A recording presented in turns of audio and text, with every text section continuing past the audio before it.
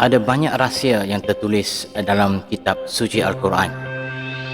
Salah satunya yang akan kita perbincangkan pada kali ini adalah penamaan surah Al-Hadis atau besi. Hal ini menimbulkan banyak pertanyaan, mengapa besi secara khususnya menjadi nama surah Al-Quran? Apa keistimewaan besi dibandingkan dengan benda-benda lain yang lebih berharga, emas, tembaga? Dari sini ternyata Allah menyimpan rahsia besar yang baru terungkap setelah para ilmuwan melakukan penelitian. Surah Al-Hadis ayat 25.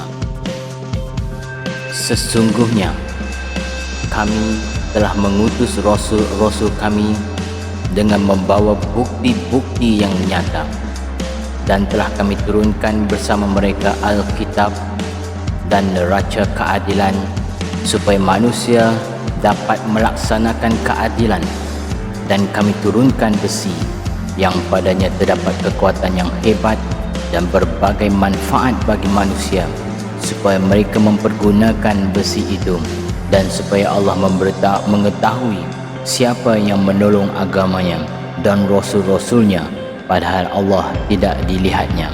Sesungguhnya Allah Maha Kuat lagi Maha Perkasa.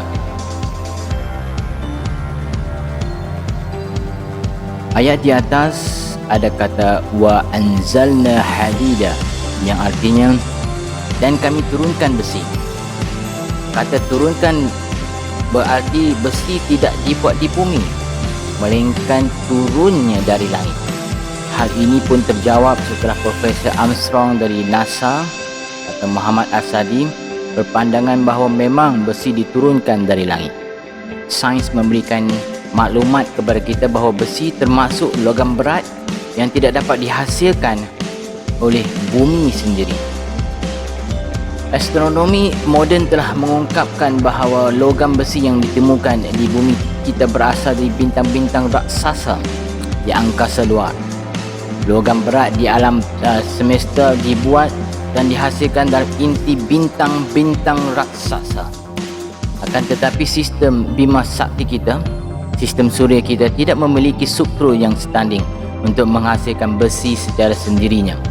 Besi hanya dapat dibuat dan dihasilkan dalam bintang-bintang yang jauh lebih besar dari matahari, yang suhunya mencapai beberapa ratus juta darjah.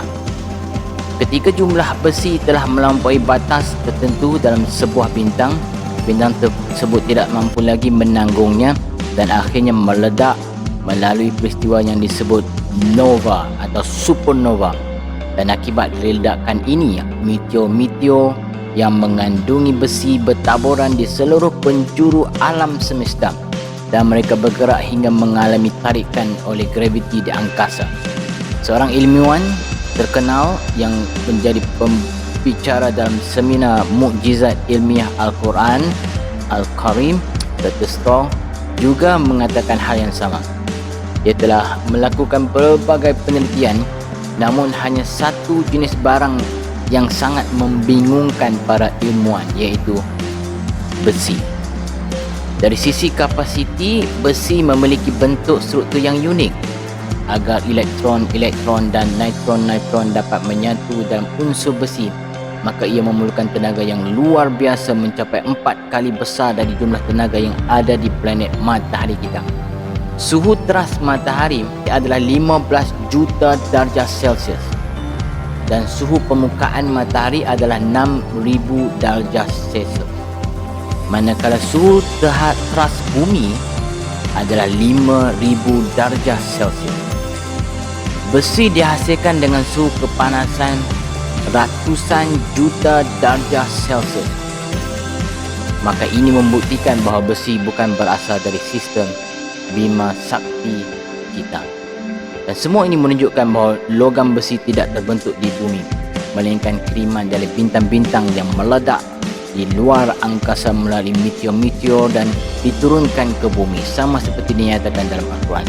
Dan fakta seterusnya, habuk-habuk radiasi yang terbentuk energi tinggi, terdiri dari proton dan elektron, mengelilingi ribuan kilometer di sekeliling bumi.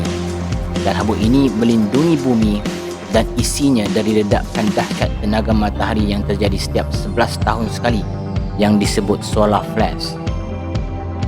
Ledakan dahsyat ini bila ditahan di angkasa dapat menghancurkan semua kehidupan di bumi dengan kekuatan setara 100 juta bom atom Hiroshima. Perlindungan juga dari serangan badai kosmik yang membahayakan umat manusia hasil daripada matahari. Sabuk ini terbentuk dari inti bumi yang besar, iaitu terdiri dari besi dan nikel. Keduanya membentuk medan magnet yang besar yang tidak dimiliki oleh planet-planet lain kecuali planet Mercury dengan radiasi yang lebih lemah. Dan ini mungkin kita faham mengapa besi menempati salah satu judul dalam surah di dalam Al-Quran. Inti besi dan nikel melindungi makhluk bumi dan sebagai perisai elektromagnetik dengan kekuatan yang cukup hebat. Namun yang terpenting, Al-Quran ingin menunjukkan kepada pembaca bahawa besi tidak dihasilkan di bumi. Besi langsung diturunkan dari langit untuk dimanfaatkan oleh manusia sesuai dengan ayat Al-Hadith ayat 25. Salam Nusantara.